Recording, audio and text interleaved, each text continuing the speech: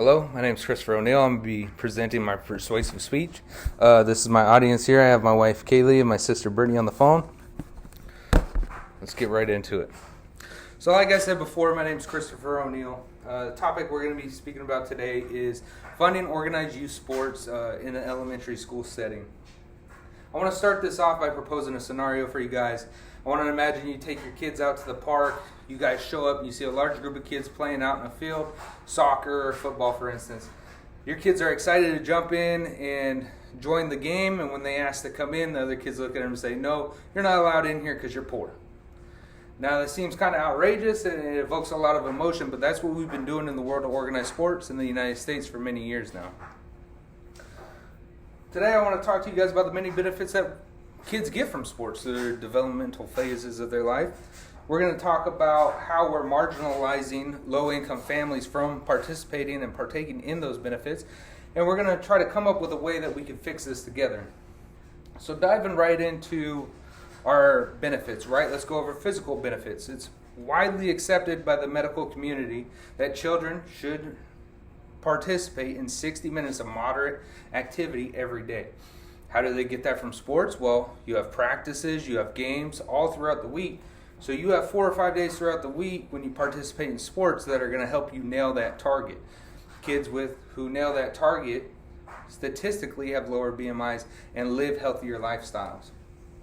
Now, there's a lot of mental benefits that children gain from this too, and I actually stumbled across one from the Journal of Sports Science and Medicine published in 2019, which states, "Sports can provide relief of mental health issues, allowing adolescents to alleviate and manage their problems." That same journal goes on to mention the sense of community and relationships youth build on teams with peers and adults promotes feelings of comfort and acceptance, and many reduce emotional problems and insecurities. So I don't know if anyone remembers being an adolescent teenage boy or maybe a prepubescent preteen. I was really insecure during that time, and being on a sports team and going through it with other children my age, it really helped reduce a lot of that anxiety I had in my day-to-day life. And then it also provides a wealth of social benefits too, because many of the kids that had gotten signed up and playing on the same sports teams that I did coming up were kids I would have never crossed paths with in school, would have never played with, would have never been friends with, and I was able to learn other cultures and other ways of doing things I would have never been exposed to otherwise. So now that we've gone over the benefits, let's talk about how we're marginalizing low-income families. And the first thing that we do is we overcost it to make it so they can't participate. Next slide, please. So the price for my son's local travel baseball league, the registration fee was $575. The uniform fee was $325. The average weekend tournament, so a tournament where we travel out, stay in a hotel, and participate in the tournament, costs us $500 every time. We do 6 of those in a normal season. Gear and equipment costs can vary greatly, but if you get a good set of gear, you're going to pay about $450. The total after the last 2 tournaments of the season that we're going to be out is $4,350. So very obviously, a low-income family that doesn't have many resources is not going to be able to afford that option. Now, the main problem with this is the only option available for boys from ages 13 to 15 in the area. So if you did have a child who you couldn't afford to play for these sports and you're like, well, we'll try to get you on the high school team, your kid's going to have a really hard time competing with all the kids who just played travel ball the last 2 years when they do reach that high school setting. Next slide. So the recreational baseball league, just for reference, registration fee is $175. Gear can vary greatly, but you're going to pay about $200 to get your kid outfitted and everything they need. And travel fees around the local area is going to cost you about $120 for a grand total of $495. That is still not an achievable or appropriate number for a low-income family. Next slide. So cost of the local select soccer league, registration fee $850 to $950. You're going to expect travel fees to Seattle area. We're supposed to play 8 to 9 games in that area. Every time we go down there, it's going to cost us about $100 for gas and food while we're there. Gear costs could vary greatly, but we paid $220 to outfit my daughter and everything that she needed, and she's got some good gear. For a grand total of $1,170 to $1,270 per season. Not an appropriate option for a low-income family. Next slide. Now, this is the only option I do like for low-income families: a recreational soccer league. Registration fee is $100. Gear fee is still going to cost you about $200. The good thing about gear is you can use it across multiple years.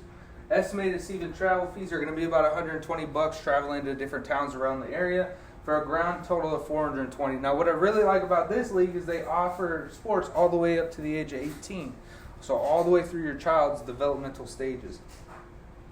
Now, when I was flipping through the medical studies, medical journals, and things like that, I stumbled across a study that was performed in Kings County, so right here in the greater Seattle area. Now, this was published in the International Journal of Environmental Research and Public Health in 2021, but the study was conducted in Kings County on how social economics played a role in youth sports. And what it showed was low-income children often did not reach their physical activity goals as often as higher-income children. Lower-income children also did not participate in sports as much as higher-income children. And lower-income children had less access to facilities for sports and free play than higher-income children. So the neighborhoods and areas that they grow up in are also a contributing factor as to why they're having a hard time playing sports. So how can we fix this? I think the first thing we need to do is we need to change our train of thought, right? We need to acknowledge that children are our most valuable resource, right? And when we're all old and retired and trying to settle down, children are going to be the future running this country. So we need to invest more in them. And when I say invest, I'm talking about putting more money into our schools. Let's fund organized sports programs in these elementary schools, right? Let's give them the money so they can hire the proper sports staff that has training on childhood development stages so they can get the best of both worlds. And then let's fund their facilities so these lower income neighborhoods can have a safe place that their kids can go out and play every day.